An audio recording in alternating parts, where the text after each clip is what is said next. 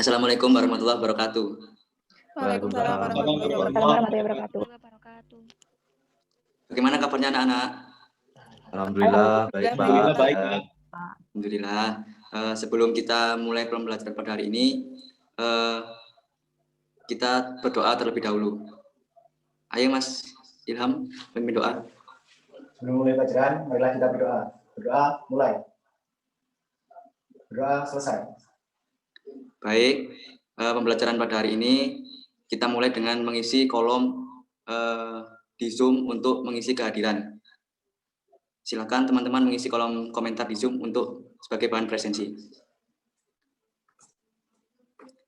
Sembari mengisi presensi di Zoom, saya tidak bosan mengingatkan untuk tetap kalian agar menjaga kesehatan karena masa sekarang masih belum stabil, virus masih bertebaran di mana-mana. Tetap terapkan protokol kesehatan. Sebelum ke materi yang akan saya bahas pada hari ini, saya akan mengulas materi sebelumnya. Jadi pertemuan sebelumnya kita akan membahas tentang teks eksposisi, mulai dari pengertian, struktur, dan ciri-ciri. Di sini ada yang masih ingat tentang apa itu pengertian teks eksposisi? Saya, Pak. Iya, silakan. Jadi teks eksposisi merupakan karangan yang berisi gagasan dan fakta. Teks eksposisi mengandung informasi atau pengetahuan yang mencoba digambarkan dalam bentuk padat, singkat, dan jelas. Ya, Pak. Baik, terima kasih. Benar ya apa yang dikatakan oleh Mbak Novita. Oke, jadi kita langsung beranjak ke materi pada hari ini, yaitu tentang teks eksposisi, tapi bagian pertemuan kedua, yaitu yang membahas tentang kaidah penulisan teks eksposisi dan unsur kebahasaan teks eksposisi. Jadi tujuan pembelajaran kita pada hari ini adalah membahas tentang kaidah kebahasaan teks eksposisi dan unsur kebahasaan teks eksposisi. Saya sudah akan share screen.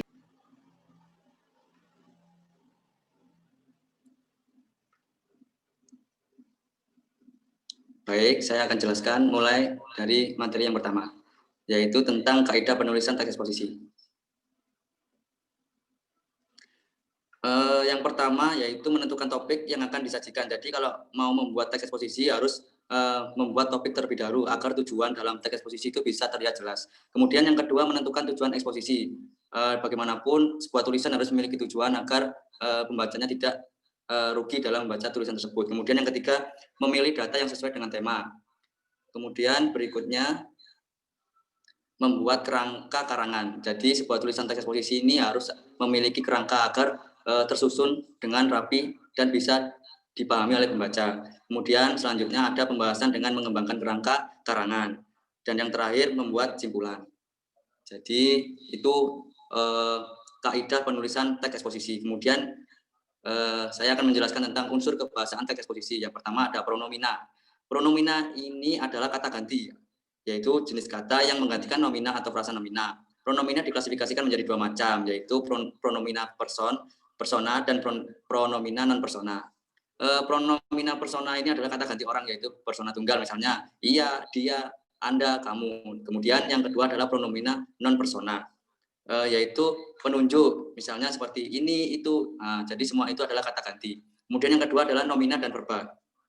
Nomina dan verba, yang pertama adalah nomina, yaitu merupakan kata benda. Misal contohnya yaitu gambar, meja, rumah, itu kata benda. Kemudian verba. Verba adalah kata kerja. Seperti makan, minum, seperti itu. Kemudian yang ketiga ada konjungsi. Konjungsi ini adalah kata hubung. Contohnya pada kenyataannya, kemudian atau lebih lanjut, itu contohnya. Konjungsi ini digunakan untuk memperkuat argumentasi atau kata hubung konjungsi dapat dimanfaatkan dalam konteks pengajuan pendapat tentang kebijakan bahasa ASEAN. Baik, itu materi pada pembelajaran pada hari ini. Apakah masih ada yang tidak paham atau belum mengerti tentang teks eksposisi? Sudah paham, Pak. Alhamdulillah sudah paham, Pak. Baik ya. Kalau sudah paham semua, pembelajaran yang sesi pertama akan saya akhiri. Kita beralih ke grup WhatsApp. Saya sudah sediakan materi untuk berdiskusi. Saya akhiri. Terima kasih. Wassalamualaikum warahmatullahi wabarakatuh. Waalaikumsalam warahmatullahi wabarakatuh. wabarakatuh.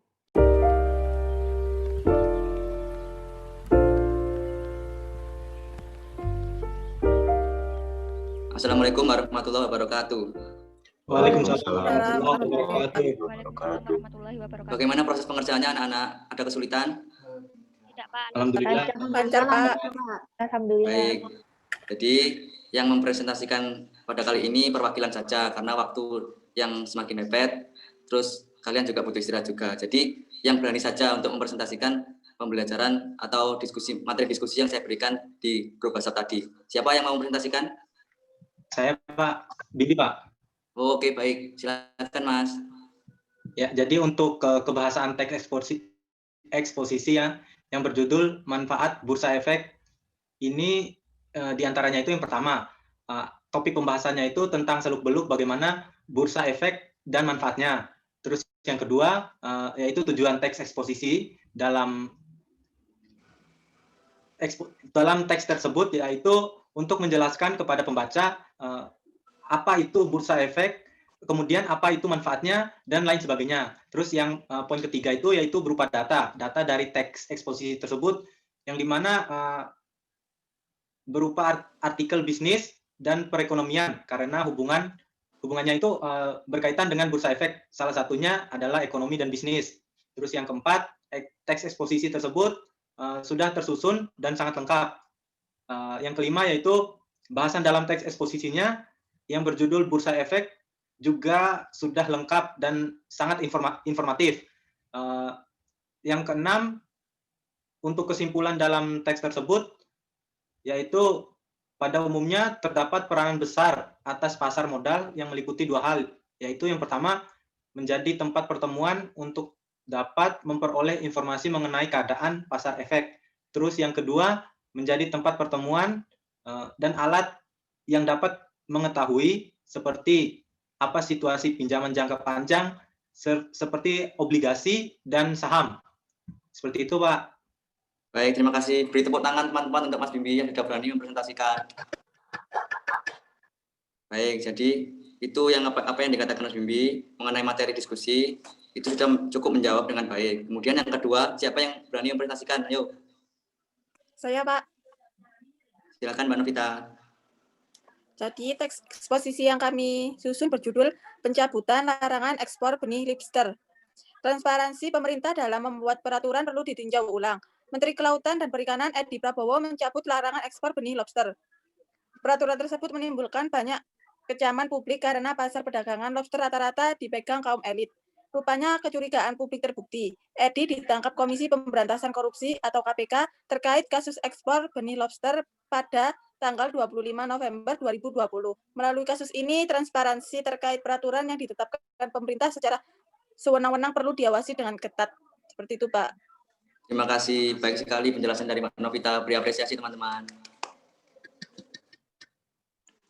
Baik, jadi itu materi diskusi pada hari ini. Jadi dengan kita mempelajari kaidah penulisan teks eksposisi dan unsur kebahasaan teks eksposisi, kita dapat menyusun sebuah teks eksposisi. Dan sampai sini apakah ada yang masih bisa ditanyakan? Apakah masih ada yang kurang paham? Sudah paham, Pak. Sudah cukup, Pak. Baik. Jadi siapa yang berani menyimpulkan pembelajaran pada hari ini? Saya, Pak. Baik, silakan Mbak Jika. Kesimpulan dari pembelajaran hari ini yaitu kita dapat memahami apa saja kaidah penulisan dan kebahasaan teks eksposisi. Kemudian dari keduanya aspek tersebut kita dapat menyusun teks eksposisi dengan mudah. Baik, terima kasih. Mungkin itu saja pembelajaran pada hari ini. Semoga bermanfaat. Bagaimana pembelajaran pada hari ini? Menyenangkan kan? Atau masih kurang? Sangat menyenangkan, Pak. Seru, Pak. Alhamdulillah. Baik. Saya mohon maaf apabila ada kesalahan dalam saya menjelaskan materi. Kalau masih ada yang belum paham bisa hubungi saya secara PC atau personal chat. Mungkin itu saja. Terima kasih. Wassalamualaikum warahmatullahi wabarakatuh. Waalaikumsalam warahmatullahi wabarakatuh.